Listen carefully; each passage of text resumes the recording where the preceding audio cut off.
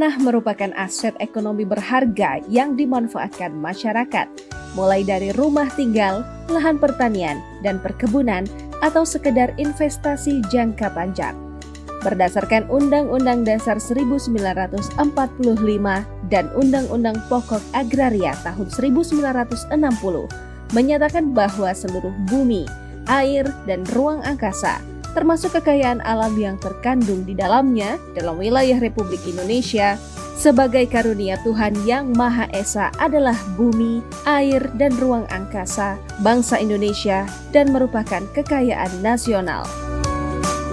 Konsorsium Pembaruan Agraria mencatat sepanjang 2023 ada sebanyak 241 kasus konflik agraria.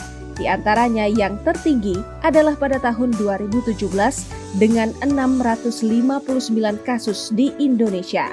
Oleh karena itu, untuk mencegah penyerobotan tanah dari pihak-pihak yang tidak bertanggung jawab dan memberikan kepastian hukum dan perlindungan atas tanah, pemerintah melalui PP nomor 24 tahun 1997 menerbitkan sertifikat hak sebagai bukti kepemilikan sah terkuat atas tanah. Lalu, bagaimana caranya mendaftarkan tanah untuk disertifikatkan pertama kalinya?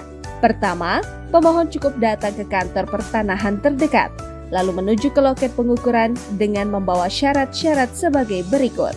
Pemohon akan dikabarkan oleh petugas apabila peta bidang tanah sudah keluar. Setelah bidang tanah terukur dan keluar peta bidang, pemohon kembali datang ke kantor pertanahan, lalu menuju ke loket analisis dengan membawa syarat-syarat sebagai berikut. Pemohon akan dikabarkan jika peta analisis penatagunaan tanah sudah terbit. Lalu, pemohon kembali datang ke kantor pertanahan dan menuju ke loket penetapan dengan membawa syarat-syarat sebagai berikut. Pemohon akan dikabarkan oleh petugas apabila SK pemberian hak atas tanah telah selesai. Kemudian, pemohon datang ke kantor pertanahan lalu menuju ke loket tematik dengan membawa syarat-syarat sebagai berikut. Setelah ini, pemohon akan dikabarkan apabila hasil cetak surat ukur telah dikeluarkan. Sebelum didaftarkan menjadi sertifikat, pemohon diwajibkan untuk membayar bea perolehan hak atas tanah dan bangunan atau BPHTB ke Dinas Pendapatan Daerah setempat. Setelah membayar BPHTB, pemohon datang lagi ke kantor pertanahan dan menuju ke loket pendaftaran dengan membawa syarat-syarat sebagai berikut. Apabila sudah selesai pada waktunya, pemohon sudah bisa mengambil sertifikat di loket penyerahan. Dengan adanya sertifikat, kepastian hak atas tanah akan lebih terjamin dan tentunya akan meningkatkan ekonomi masyarakat Indonesia. Ayo daftarkan tanahmu dan buat sertifikatmu.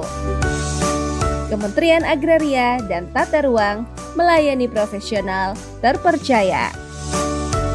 Untuk informasi lebih lanjut, simulasi biaya dan lain-lain, unduh aplikasi Sentuh Tanahku di Google Play atau App Store.